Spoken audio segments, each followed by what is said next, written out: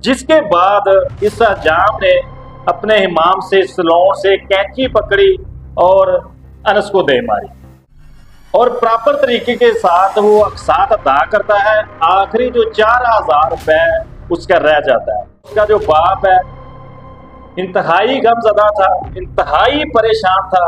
उसकी बेबसी उसकी आंखों में वाज़ेह तौर पर नजर आ रही। गुलाम फरीद नामी एक हजाम है जो उस दुकान पर जाता है और वहां से एक अदद मोबाइल अक़सात की सूरत में हासिल करता है। तो ये छोटी छोटी चीजें इग्नोर करने वाली हैं, इनको इग्नोर करना चाहिए। ऐसी रंजिशें दुश्मनियां नहीं पालनी चाहिए कि आने वाले वक्त में आप पछताएं। बिस्मिल्लाहिर्रहमानिर्रहीम जी, मेरा नाम है मकसूद कैफी और आप देख रहे हैं मकसूद कैफी डिजिटल। चूड़िया के अंदर 3 दिन पहले एक दिलखराश वाकया पेश आता है।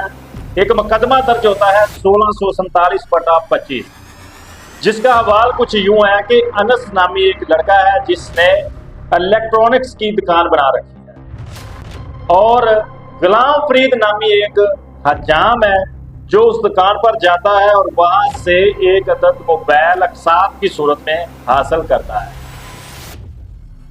और प्रॉपर तरीके के साथ वो अक़सात अदा करता है। आखिरी जो 4000 रुपए उसका रह जाता है।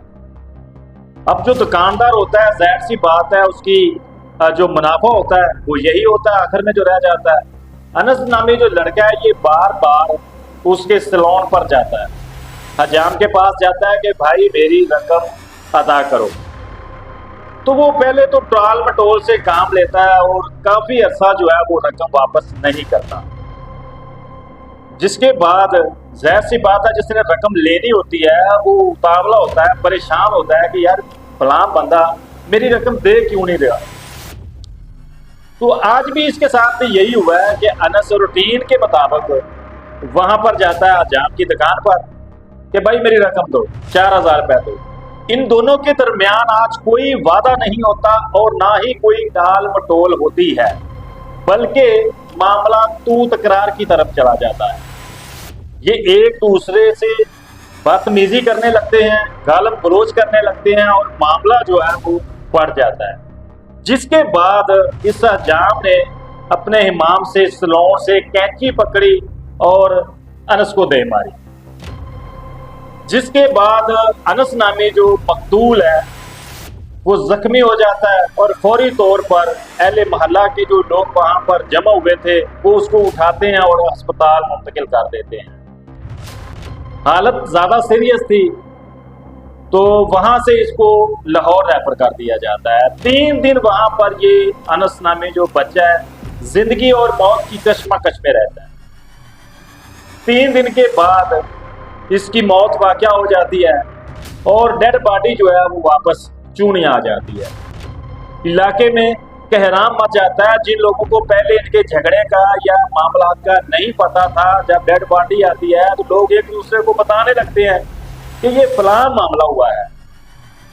तो कहराम मच जाता है इलाके में और इसका जो बाप है, इसकी डेड बॉडी एक जगह पर पड़ी होती है और उसका जो बाप है इंतहाई गमज़दा था, इंतहाई परेशान था। उसकी बेबसी उसकी आंखों में वाज़ेह तौर पर नजर आ रही। डेड बॉडी है जो वो गुरसा के हवाले कर दी गई है, तदफीन भी हो गई है। मुलज़म गुलाम फरीद है जो उसको मौका पर पकड़ लिया गया था और अब उसके खिलाफ FIR दर्ज हो चुकी है। अब सारी जिंदगी वो भी जेल में बैठकर पछताएगा कि मैं 4000 रुपए की एक मामूली रकम उसको दे देता तो शायद नौबत यहाँ तक ना आती, ना वो जवान बेटा उनका जहां बाग होता और ना ये बंदा जेल में होता। तो ये छोटी छोटी चीजें इग्नोर करने वाली हैं, इनको इग्नोर करना चाहिए। ऐसी रंजिशें दुश्मनियां नहीं पालनी चाहिए कि आने वाले वक्त में आप पछताएं। ये थी आज की क्राइम स्टोरी। अगली स्टोरी के साथ फिर मुलाकात होती है जी। अल्लाह निगहबान।